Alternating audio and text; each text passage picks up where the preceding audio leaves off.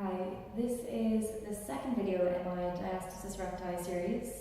The first video was how to check if you do have a Diastasis Recti. So if you haven't done that yet, please check it out and do the test first, or maybe you've already been told that you have a Diastasis Recti by a physiotherapist and then you're in the right place. So I'm going to show you what not to do if you have a Diastasis Recti and what to do if you have one. So the first is what not to do is standing incorrectly. So I'll show you from the side.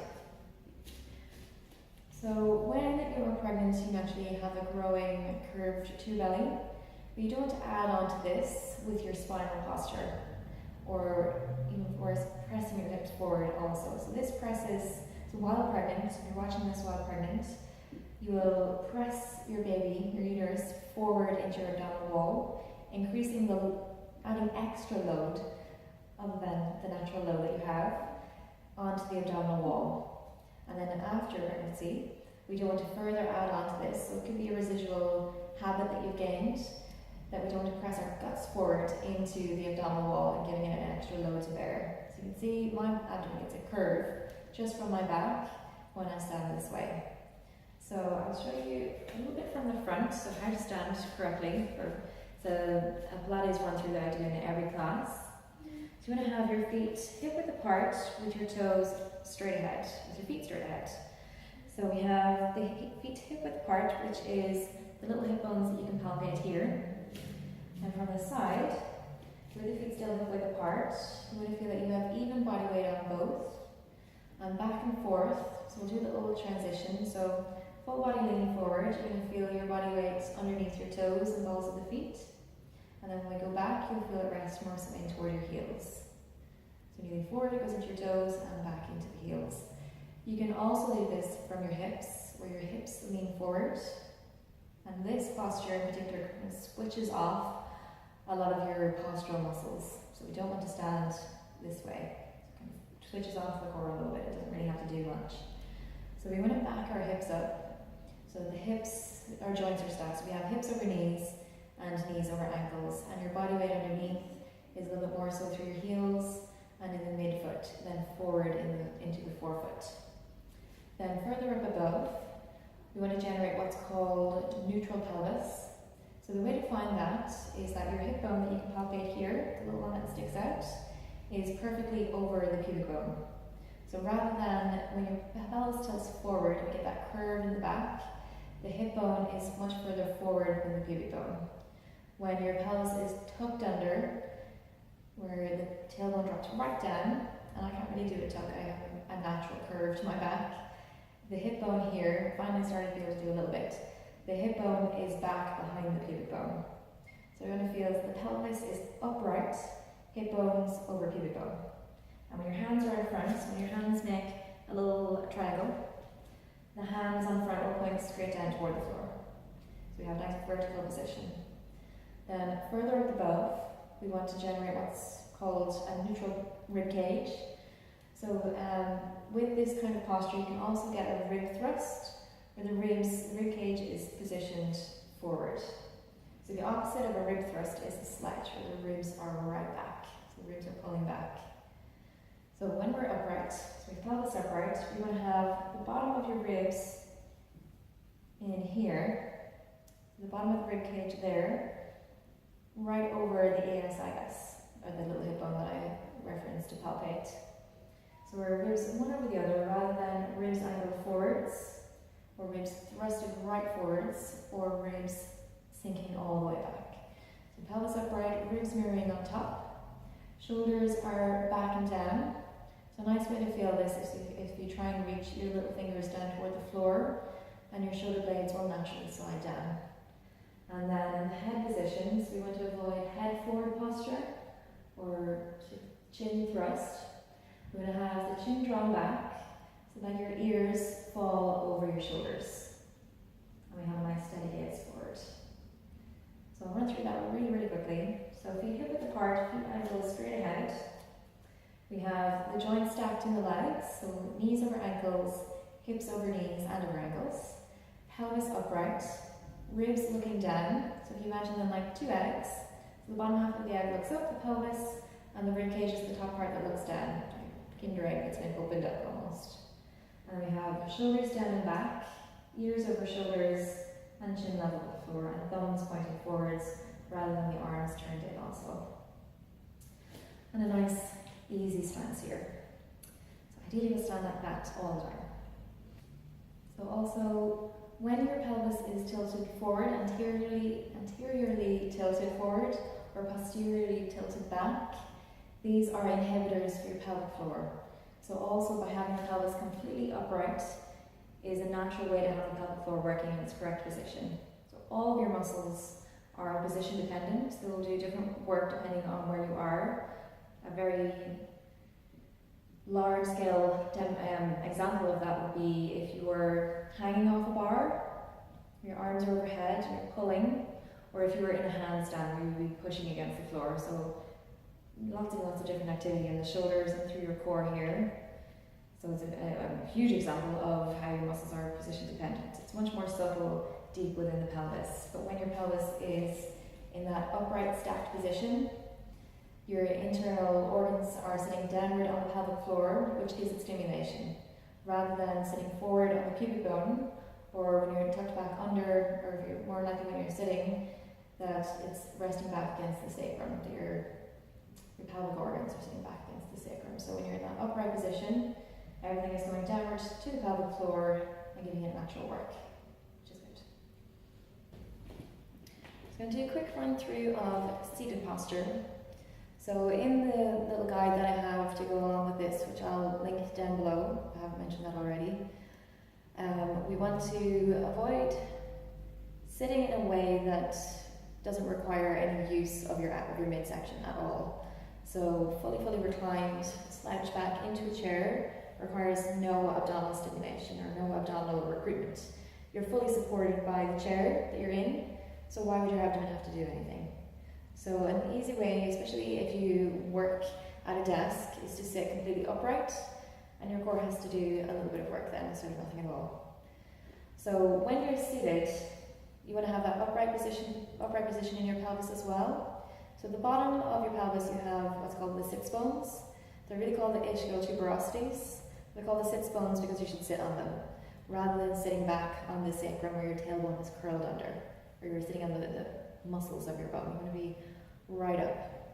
So again, it's tougher to feel this actually in the hips, but you want to have the hip bones over the pubic bone, but your legs are kind of in the way. So a nice way to feel it is that at the back, that your sacrum points down, and might be my bone, but if you want to have the muscles of your bone out behind the top of your pelvis, rather than in everything being equal.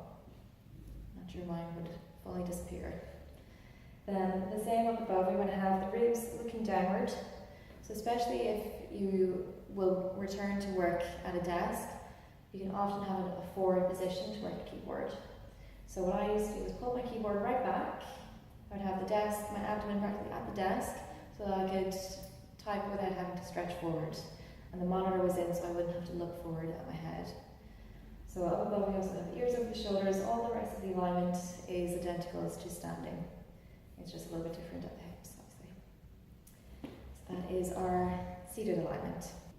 So probably the most important part of this video is the demonstration of the breathing for you.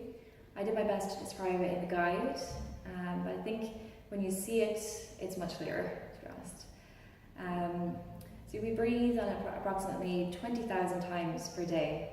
So you want to breathe in a way that naturally stimulates your core strength rather than not stimulating it. So you want to have an efficient breath. So 20,000 times a day with an efficient breath will bring on a lot more core strength. So what we're going to do first is a Pilates breath, which is called lateral thoracic breathing, which means sideways ribcage breath. So I'll show you what not to do first, which is the abdominal breath. I'm going to show this to the side so you can see my belly move. So the arms out of the way. So when you breathe abdominally, you're breathing into your abdomen, and your ribs aren't really moving all that much. So I'll place my hand on my ribs. I don't know if you'll see that it's not moving, but it will cue for me so that it'll be a true abdominal breath. When you're inhaling, an abdominal breath, the belly moves forward.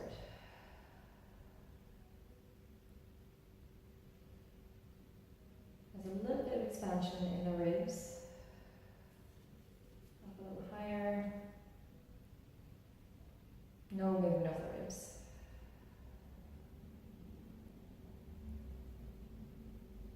And not really very much movement in the shoulders either. These are my tight leggings pulling into me.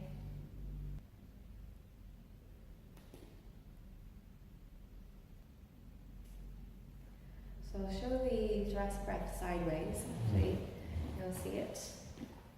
Especially with a brighter background behind. So you'll see my ribs move along the sides here. So when I inhale, I can see the sideways movement of the breath. And I'll show the abdominal breath forwards so you can see the way there's not too much. I'll try it. So pretty relaxed.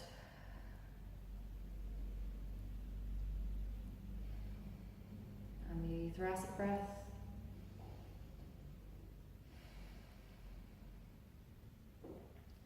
So in the beginning, it can be quite a challenge to tell your breath to go somewhere that it's not really gone before, especially as if your habit is to abdominally breathe, your rib cage can become stiff.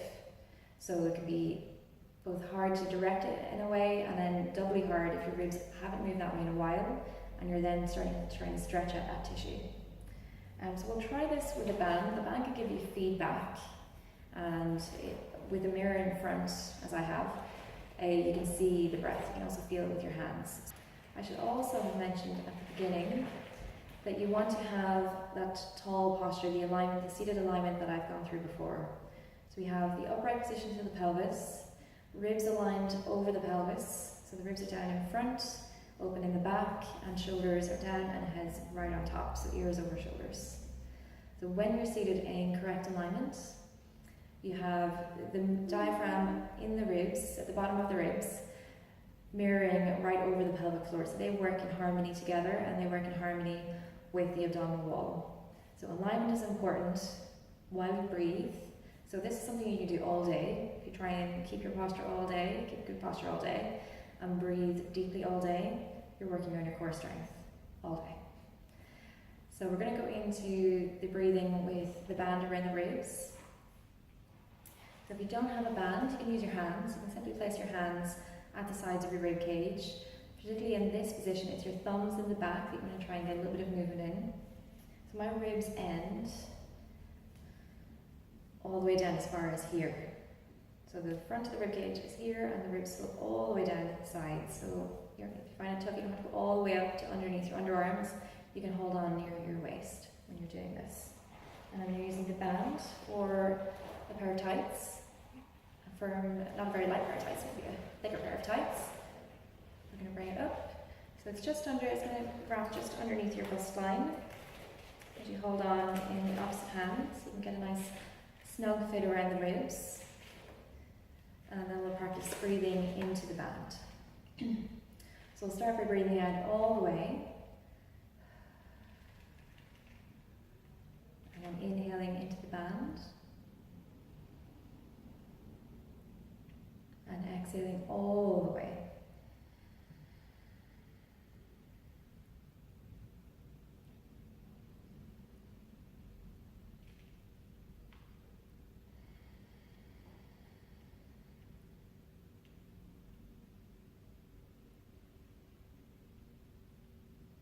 So here, without really intentionally keeping my abdomen restricted or still, it is generally staying pretty still.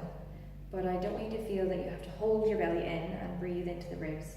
You're going to be quite nicely relaxed, sitting up nice and straight, and just focusing on gaining lots of movement and depth to your breath through the ribs. So think all the way from your underarms right down into the sides. You're going to naturally get a little bit of movement through the abdomen. So it's really an abdominal thoracic breath, then holding in the belly and breathing just through the ribs. So I want to aim to get a full sense of movement. Another compensatory pattern that you can get if your ribs are quite stiff is that the collarbones will lift a clavicular breath, where the shoulders come up, sort of. My ribs have just moved a lot there as well. So we have the collarbones lifting up and then dropping down, hopefully. So this can increase tightness through the neck, as it's muscles of the neck and deep in the shoulder that's lifting up and down, and through here is the muscle I was thinking of in your shoulder, is the pectoralis minor, which can help lift the ribs. So this can contribute to tight shoulders also. So tightness in the neck, tightness in the shoulders. So you want to try and keep your shoulders quite soft and relaxed down, and focus on breathing through your core, through the ribs here. So we have our alignment, our breath, and a few exercises not to do. So when you are exercising, you want to find a level of load, so how much force you're applying, or how much you're lifting with your abdomen, or controlling, stabilizing with your abdomen, that it can tolerate. So you want to ensure that the application is suited to you at your current time. So you may be wondering what exercise you can do when you can't do abdominal crunches and planks. So firstly, you should aim to be just generally more active. So getting out for a walk, you're going to be moving, you're going to be twisting as you walk, your abdomen is going to get work all the time. I would suggest getting at least a half an hour of walking every day, and trying to increase your incremental exercise. So maybe just walking when you have to go to the shops, or if you have to work, if you're back to work already, you would walk to work.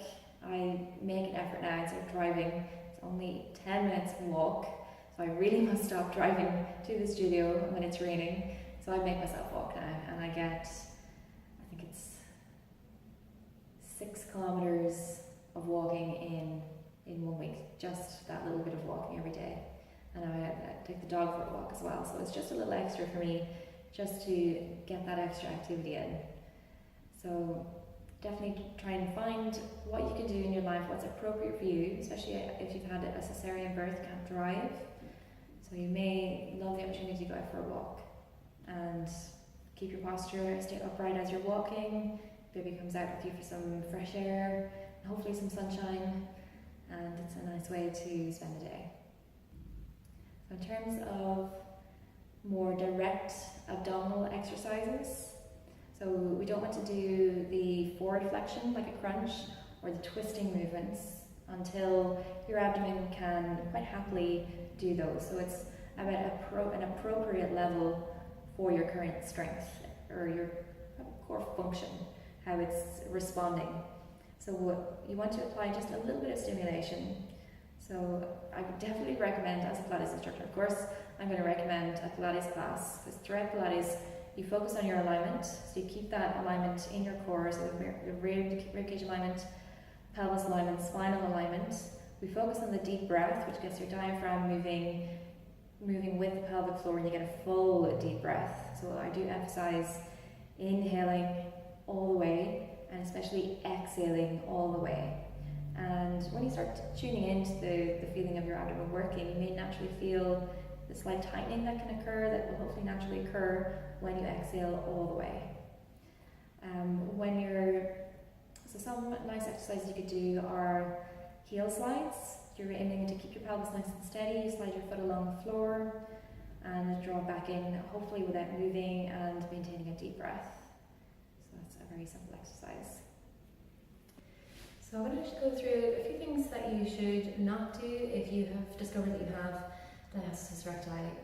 We're going to avoid any very deep, forceful crunching actions. So for example, a roll down in Pilates, or rolling down to the floor, will be when you use your abdominal muscles to come down, which is why in the test we didn't do this to come down. So with any clients that I have had in who have had diastasis recti, this is where I'll see the bulge of tissue.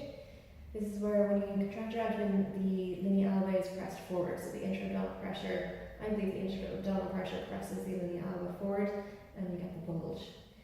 So things like crunches, we don't want to engage in. We did it just for the test, just so you could feel the rectus abdominis muscles. oblique work, a little bit more so than we'll avoid the rectus abdominis work. Sometimes oblique tightness can contribute to diastasis recti, so we don't want to shorten them when you're exercising if they're already quite tight. So for example, oblique exercises are when you do a twist. When you're face down, that would be an example of a mountain climber where you're drawing your knee across and you're shortening in the other direction with your hips. Some leg movements we're going to avoid is double leg extension, so you just extend both legs forward, holding them forward like in the 100, double leg stretch, things like this. And also anything where you're lifting, you're doing a crunch from the other angle, so you're lifting your hips instead of lifting your shoulders, like a reverse crunch, or the Pilates jacket or something like this. I don't think you're going to be doing this in the early postpartum period anyway, but just in case you really love to do those and you feel that you're strong enough, but just avoid them until you're sure that your core is back to itself again. And then again, you're coming up, try not to show a lot of balls come to the side. I would also avoid plank. Plank would be an exercise where your abdominal muscles contract but they're in the same length, so it's more of an isometric, same length contraction. I would avoid this until you start to feel, the only way to truly know I believe is with an ultrasound, if your muscles are firing in the correct pattern. So once you feel that you're getting your breathing back, you're starting to feel a little bit of core strength back, try it out, see how you feel, but until you feel that your abdomen is recovered, I would avoid a fully loaded plank where you're on your toes and your hands, or your toes and your elbows for long extended periods of time. But the main thing is that you do all of this first and start to build your inner core strength before you start trying to train the outer core, so the actually training the six-pack muscles, your oblique muscles. So what you want to do is have a very strong inner core, the transversus, healthy moving diaphragm, healthy moving pelvic floor and the spinal muscles, and then we'll start to train the outer core. Thank you for watching. I hope you have enjoyed the video and perhaps have learned something new about your body. I have also made a PDF to go along with this, so if you prefer to read rather than to watch, I'll post the link that will hopefully pop up, and I'll definitely post it in the description box below. If you have any questions on the video or even on the PDF, please post them in the comments below, and as soon as I see the comment, I'll get back to you, I'll be notified. Please subscribe to my channel. This is a new channel, new project for me, and I'm trying to build it. I have a list of videos that I want to make, and they'll pop up in your feed once you're subscribed to the channel. Thanks very much, bye bye.